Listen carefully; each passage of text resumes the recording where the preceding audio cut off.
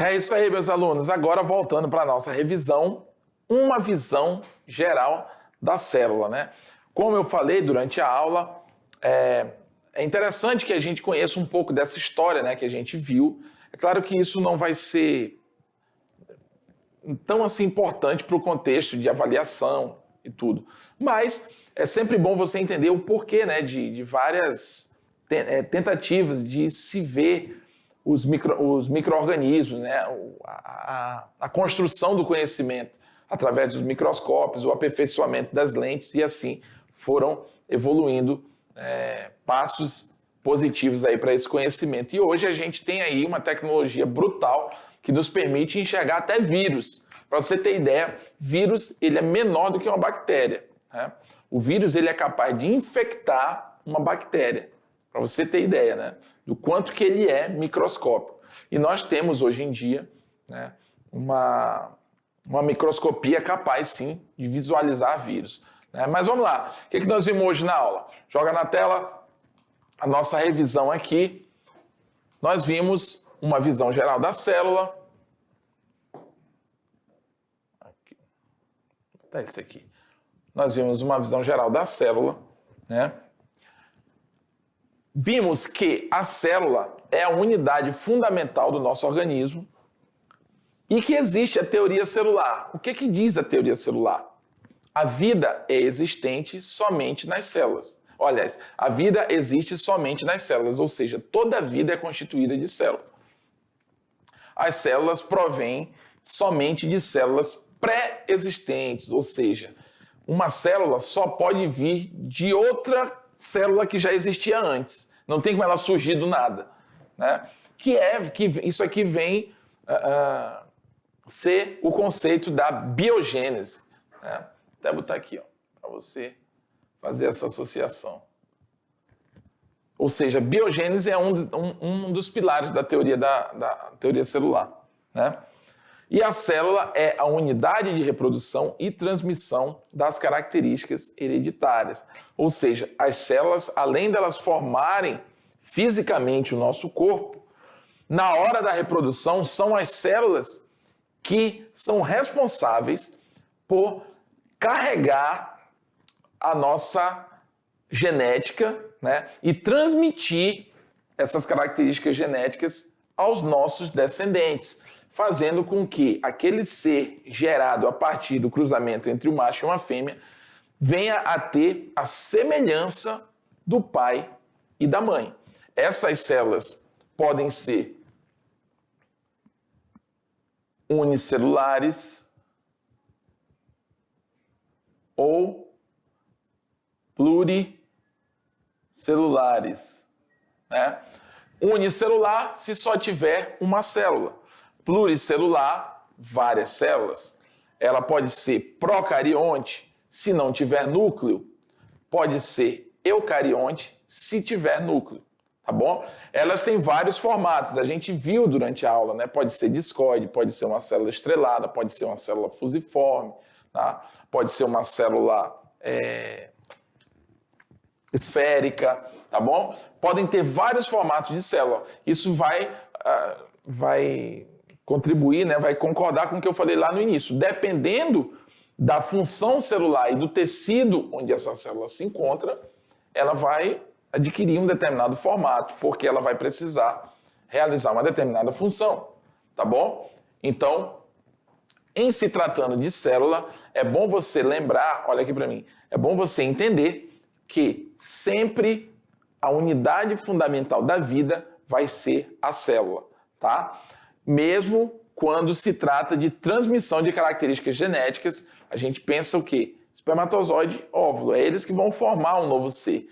Eles nada mais são do que células de reprodução masculina e feminina que vão levar parte da nossa genética, né, tanto do homem quanto da mulher, e vão se fundir formando um novo ser. Tá bom, pessoal? Então, assunto de hoje tranquilo. Eu tenho certeza que a nossa atividade também você vai matar a pau aí, porque está muito tranquilo esse assunto.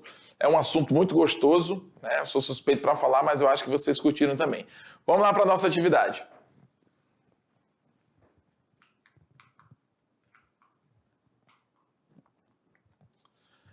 É isso aí, meus alunos. Uma visão geral da célula. Agora que você já sabe que citologia, né, é o estudo da célula. Você já sabe que as células podem ser uni- ou pluricelulares.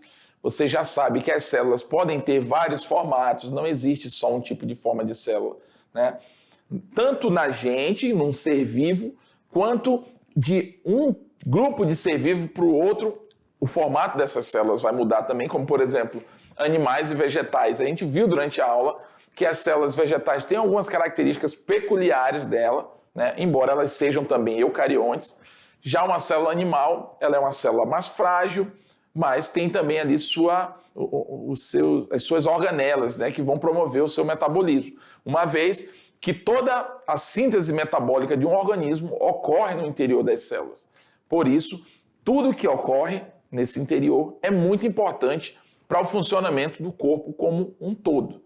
Tá bom? Então vamos lá, joga na nossa tela a nossa atividade de hoje, vamos tirar essas dúvidas e já começa com uma pergunta muito fácil.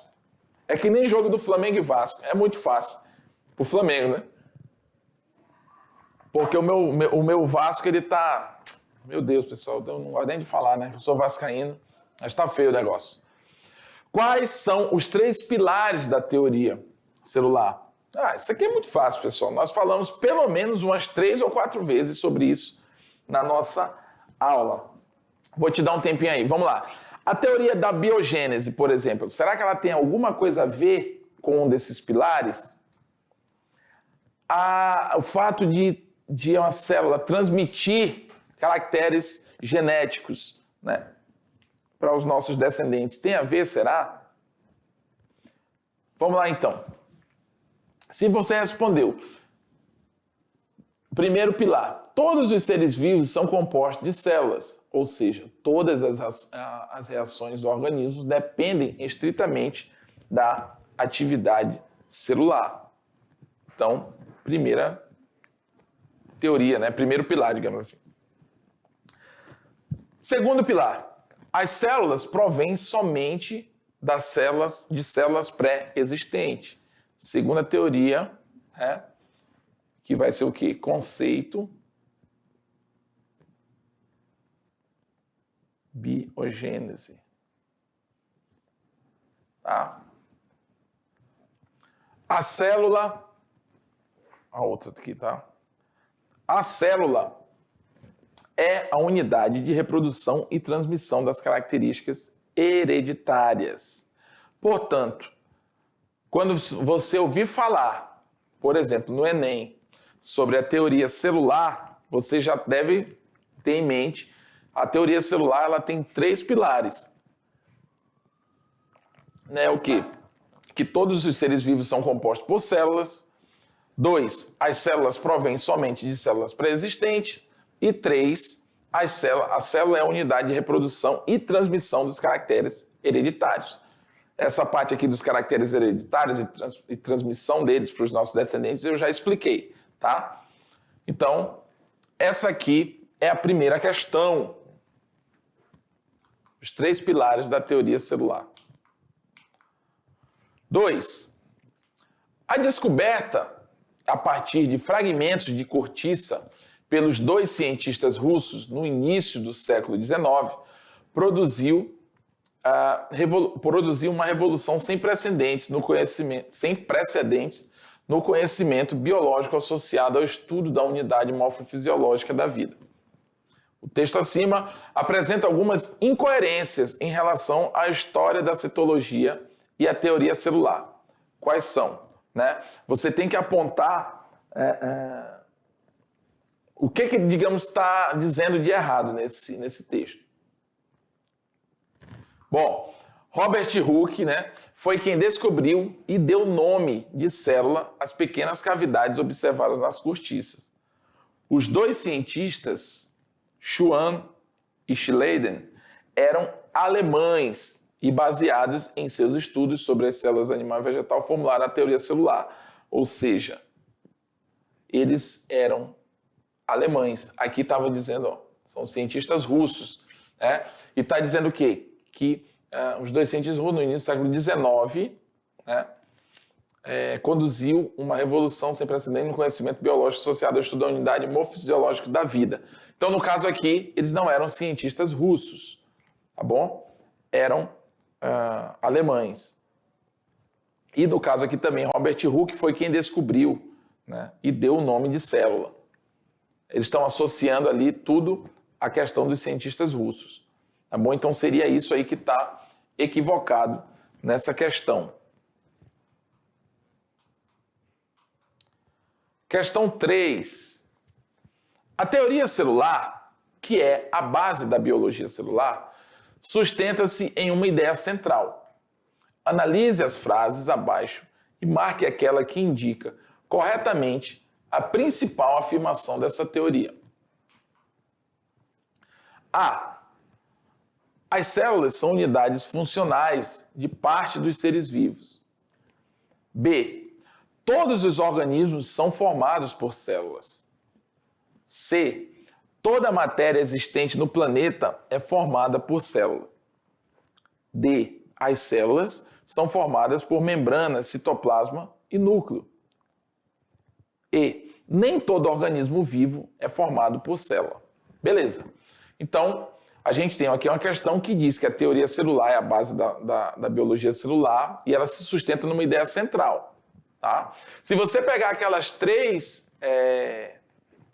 três pilares da teoria celular, você consegue formular uma ideia central, tá? Que é o que vai reger a teoria celular, ou seja, que vai sintetizar a teoria celular como se fosse numa afirmação só, tá bom? Então vamos lá, letra A.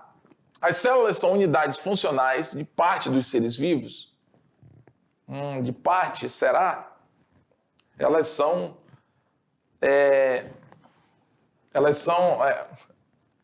Beber uma água aqui, pessoal. Elas são unidades funcionais do organismo vivo, de todo ele, né? Não só de parte dele. Então,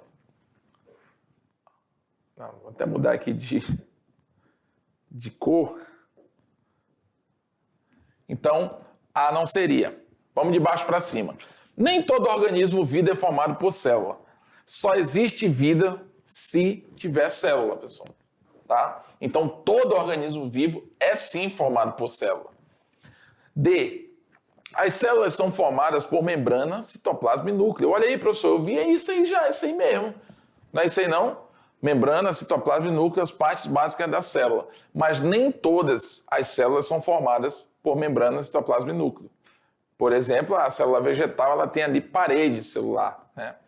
As bactérias também vão apresentar algumas outras estruturas, né, além da membrana. Então não é tão simples assim. Então isso aqui não é regra. Isso aqui é relativo. C. Toda a matéria existente no planeta é formada por célula. Agora sim. A gente tem uma biosfera, a gente tem muita coisa dentro do planeta. Tudo isso é ser vivo? Não, pessoal. Então, se nem tudo é ser vivo, né? Então quer dizer que nem toda matéria... afirmar que toda a matéria existente no planeta é formada por célula, isso é errado. Por quê? Porque não é porque a matéria quer dizer que é um ser vivo. Uma rocha é matéria. Ela é um ser vivo? Não. O ser vivo é formado por célula. A rocha é formada de mineral, por exemplo. Tá? Então, a letra C é também tipo absurdo. Não tem nada a ver. Toda a matéria existente no planeta é formada por célula. Não, só a matéria viva. Tá?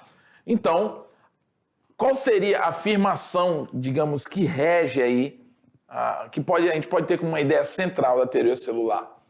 É a B, de que todos os organismos vivos são formados por células. A unidade fundamental da vida é a célula. Tá? Então essa é a questão 3, B de bola. 4. Um dos pilares da teoria celular é a ideia de que toda célula origina-se de uma célula pré-existente. Com essa ideia, podemos concluir que todas as células, o quê? A. Fazem divisão binária. B. realizam o processo de brotamento. C. Originam-se de uma que sofreu mitose ou meiose. São capazes de desdiferenciar. Realizam respiração celular. Então vamos lá. Toda célula faz alguma coisa dessa daqui. Ou seja, toda célula faz fissão binária, ou divisão binária, ou cisparidade, vai dar a mesma coisa, que é um tipo de reprodução assexuada? Não, nem toda célula faz isso. Não, os protozoários fazem, as bactérias fazem, mas, por exemplo, os animais não fazem fissão binária ou divisão binária. Né? E realizam respiração celular? Toda célula realiza a respiração celular? Não, tem célula que fermenta. Por exemplo, bactérias, né? Alguns fungos unicelulares, por exemplo, são células, são vidas que fermentam, ou seja, nem toda célula respira, tem célula que fermenta ao invés de respirar, tá bom? D, são capazes de desdiferenciar, ou seja, volta atrás, ela se diferencia e depois volta atrás? Não, tá? Originam-se de uma que sofreu mitose ou meiose. Você lembra o que é mitose ou meiose? Vamos já explicar. B. Realizam o processo de brotamento? Toda célula realiza brotamento? Não. Brotamento é um tipo de reprodução assexuada, né? Realizada aí, por exemplo, pelas esponjas do mar, alguns vegetais, enfim. É um tipo de reprodução assexuada que não é todo ser vivo que faz. Se não é todo ser vivo que faz, então a gente não pode dizer que toda célula faz. Tá? Originam-se de uma que sofreu mitose ou meiose? Sim. Né? Toda célula, com essa ideia, né, do que está aqui, a gente pode concluir que toda célula vai se originar de uma que sofreu mitose ou meiose. Ou seja, mitose e meiose são tipos de divisões celulares. Tá bom? Então, por exemplo, nós temos ali a célula ovo. Né? O espermatozoide encontrou com o óvulo e formou a célula ovo.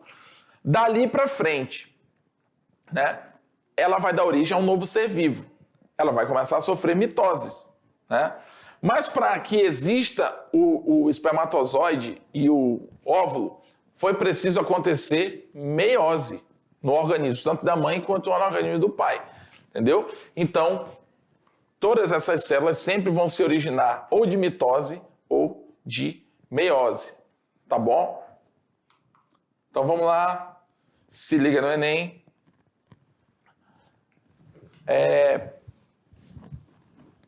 Cadê? Voltando aqui. 5. Qual das afirmações abaixo não está de acordo com os pressupostos da teoria celular baseada nos estudos de Schleiden e Schwann. Schleiden, 1838, e Schwann, 1839. Ou seja, qual dessas afirmações abaixo não está de acordo com esses pressupostos? Os seres vivos, animais, vegetais ou protozoários, são compostos, sem exceção, por células ou produtos celulares. Né? Legal. B. Cada célula se forma por divisão de outra. Legal. C. Deixa eu ver aqui. Cada célula se transforma por... O funcionamento de um organismo como um todo não depende do resultado do funcionamento das unidades celulares, exceto os vírus. D. O funcionamento de um organismo como uma unidade é o resultado da soma das atividades e interações das unidades celulares. Certo? Todos os organismos, exceto os vírus, são formados por células. Certo? A e B estava correta, então o que não está de acordo? A letra C, pessoal. O funcionamento de um organismo como um todo não depende do resultado do funcionamento das células. Ele está dizendo isso. Isso é errado. Ele depende, sim, das células. Aí ele ainda fala aqui, para lascar tudo, ele ainda fala assim, exceto os vírus. Os vírus nem ser vivo ele é, para tu ter ideia. Ele é um parasita intracelular. Então, essa alternativa ela está totalmente equivocada, tá bom? Então, o que não está de acordo aí é a letra C, de colégio. Beleza, pessoal? Então, essa foi nossa aula de hoje. Espero que vocês tenham curtido uma visão geral da célula. A gente tem mais coisa ainda para ver da célula. Vocês vão ver que o assunto célula é um assunto muito massa. Eu espero que vocês curtam aí o que vem pela frente. Tá bom? Por hora a gente vai ficando por aqui. Até a próxima.